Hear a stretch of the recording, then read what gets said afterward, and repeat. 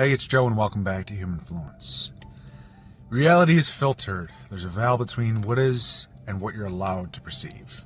And while religions blame sin, science shrugs, and mystics whisper of illusion, the deeper truth may be that we're living inside a literal frequency field.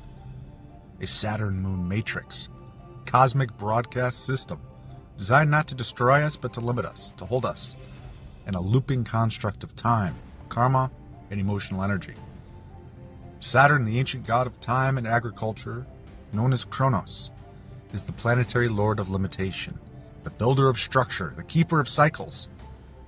And in esoteric tradition, it's more than a symbol, it's the transmitter of a low vibrational frequency. A metaphysical broadcast looping souls into reincarnation, matter, and spiritual amnesia. And its iconic rings, think of them not as ornaments, but tuning coils broadcasting a reality script that keeps awareness locked in repetition. While the moon, usually large for Earth's size and seemingly unnatural in origin, may act as a signal booster, a reflection chamber, a lunar relay that takes the base broadcast from Saturn and filters it into the minds of humanity, modulating emotional responses, sleep cycles, brainwave states, and subtle bioenergetic rhythms. And together they create a field of Maya, the great illusion, the matrix not of machines but of metaphysical machinery humming behind the scenes of our lives. You see it in the symbolism, the black cube of Saturn and Mecca, the robes of priests, the halos around saints mimicking Saturn's ring. And in Gnostic cosmology, Saturn aligns with Yaldabaoth, the demiurge, the blind god who builds a false world and declares himself the only god, unaware that he is but a shadow of the source. And the moon, which mystics say didn't always exist, acts as a veil, a mirror, distorting the original signal of divine consciousness into reactive thought loops, cyclical time, hormonal turbulence, and unconscious reincarnation patterns, generating loosh, the energy of heightened emotion, which is then harvested by interdimensional forces Gnostics called archons, and others today would simply call parasites of consciousness, energy vampires. And so the question becomes, how do you escape it? You don't destroy the system, you transcend its frequency, because your brain is a receiver, your heart is a tuner, and your DNA is an antenna. Practices like meditation, breathwork, stillness, and working on opening your third eye help you unplug from the artificial grid and realign with this organic field, the divine source broadcast that bypasses the Saturn-Moon Matrix entirely. When you activate your inner eye, you bypass the matrix filter and tap into the quantum signal of truth. And in doing so, you stop reacting and start remembering. You reclaim your creative power and stop feeding the loop. Because the matrix requires your participation to run. The system will weaken, the veil will thin, timelines will fracture, and the broadcast system will begin to collapse under its own feedback loop. Not as the end of the world, but the end of the lie, because of... But remember, this is just a theory. Life is a classroom, and the test isn't external, it's internal. A challenge to remember who you were before you entered this time loop. To reclaim your sovereign signal and rewrite the code from within. And once you do so, the system doesn't break, it bows, because it was never stronger than you. It only ever borrowed your belief. Humanfluence, out. Up there on the edge of the solar system, when time slows and gravity pulls a little harder, there's Saturn, the ancient lord of limitation, the keeper of time, the old god of discipline and karma. And if you've ever looked closely or seen any images, you'd see something strange at its North Pole. Something that doesn't make sense in normal physics.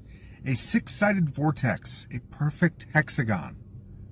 Not a blurry shape, not a maybe, but a clean geometric storm that doesn't change.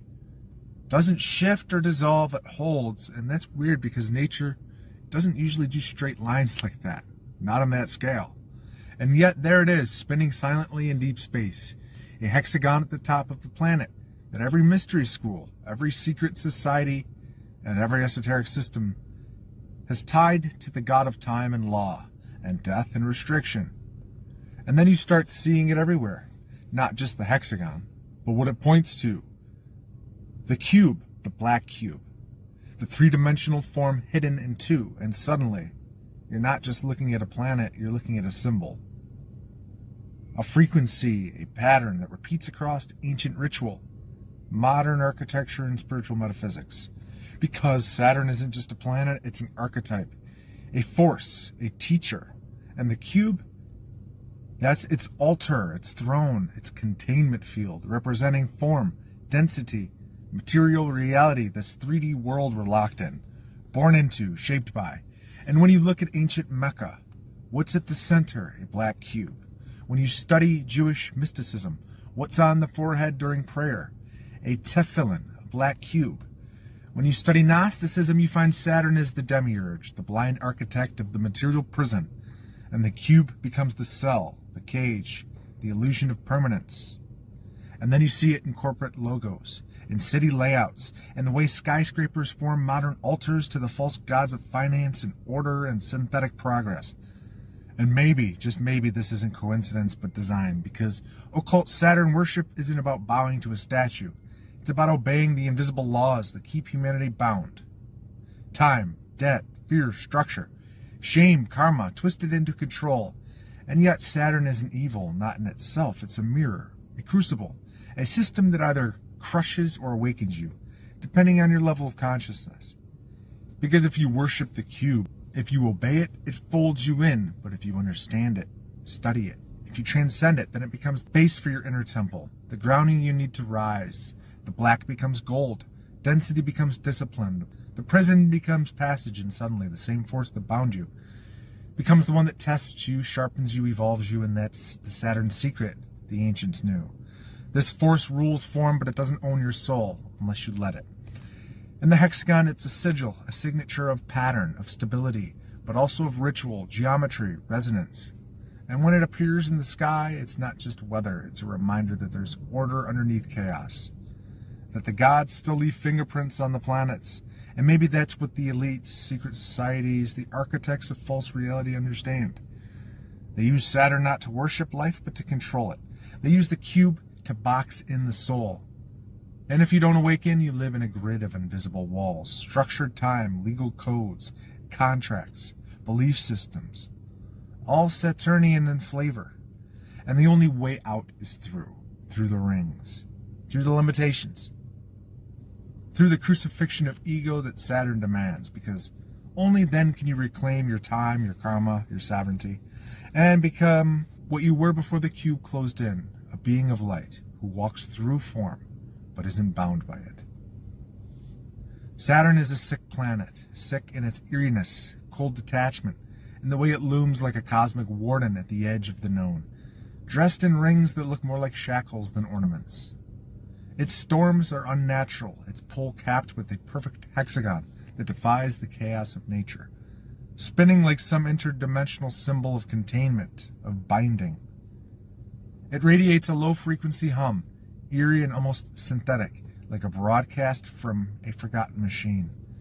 Its moons are strange too, one shaped like the Death Star, another oozing black liquid, and the whole system feels more like a prison complex than a playground of creation. No wonder the ancients linked it to time, karma, control, and death. Saturn doesn't warm you, it watches you, governs the limits of matter, and punishes anything that tries to move too freely. It's the architect of law, but also the executioner. In its orbit is the cold truth of mortality, the weight of form, the trap of cycles, and that's exactly why occultists, secret societies, and spiritual traditions all gave it dominion over structure, suffering, and spiritual testing. Humanfluence, out.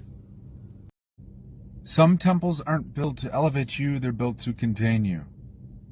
And at the center of the most powerful temples on earth, there's a cube, a black one. Immovable, silent. Everywhere, and almost no one questions it, because the black cube isn't decoration. It's architecture of control. It shows up in Mecca. A perfect black cube circled by millions in sacred ritual. But few ask, why that shape, why that color?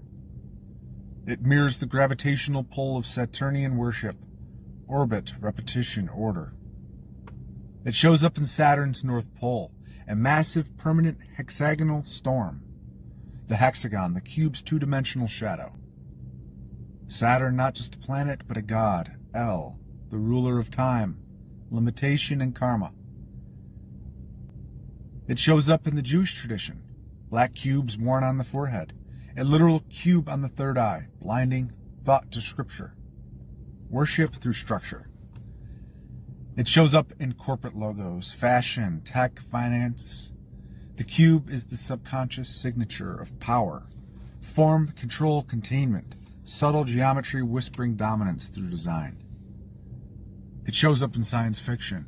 The monolith in 2001, an alien intelligence. Black, rectangular, unyielding. Or the Borg cube, inhuman, logic-driven, anti-individual. The cube becomes the enemy of the soul. It shows up in modern architecture, concrete brutalism, windowless black box museums, designed without warmth, geometry over humanity. It shows up in quantum computing and AI, black interfaces, cube-based logic gates, consciousness modeled after the most efficient prison ever devised, a space without direction, just limits. And it shows up in your life, the school desk, the cubicle, the TV, the graduation cap, the coffin.